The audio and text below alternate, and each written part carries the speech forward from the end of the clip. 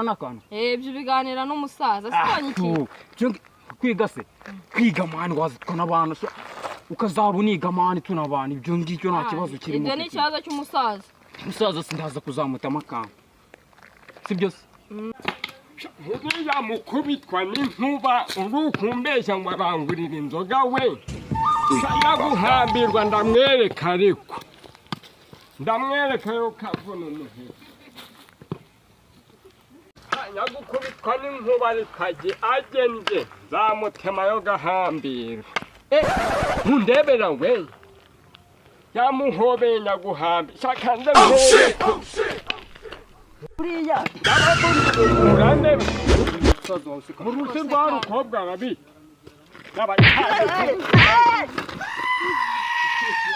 sha kuko ngaho umutindi yanditse ntirivu